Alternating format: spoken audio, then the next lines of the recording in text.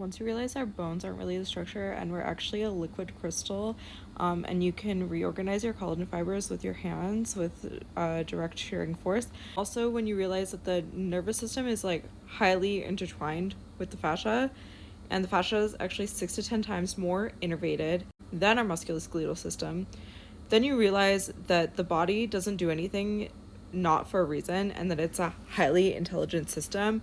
And so if the nervous system prioritizes the fascial tissue that much, it must be important. And you realize actually all directions of movement happen in a 3D rotational plane. And so every time you flex and extend your elbow, you're actually rotating to a degree. And this actually happens all the way down to a cellular level. And then you realize the body is like an adaptation machine, and it's made to adapt with applied pressure and force. And then you realize human touch is healing, and a mechanism happens called mechanotransduction, which induces piezoelectricity into the body, and it stimulates new collagen production, stimulates fibroblasts and osteoblasts to lay down new cells.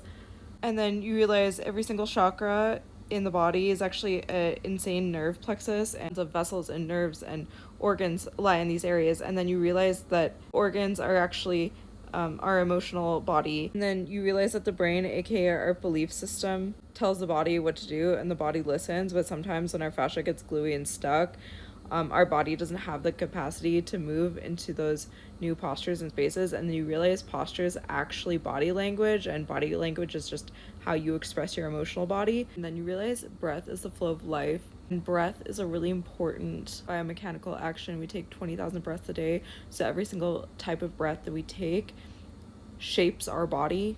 And so if you're breathing through your mouth, your face and your throat will literally change, because your tongue and your throat are actually connected down into your heart, into the pericardium.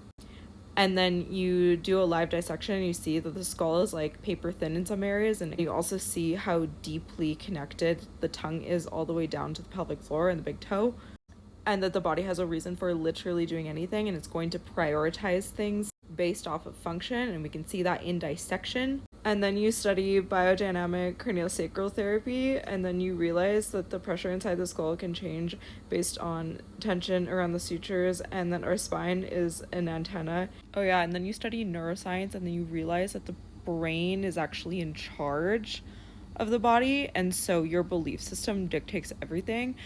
And therefore what you believe you will transmute into your reality. And I'm at risk of sounding woo here, but hear me out, this is science. What you see goes, you are the placebo, and so you start speaking things into your existence, into your body, into your reality, and they manifest.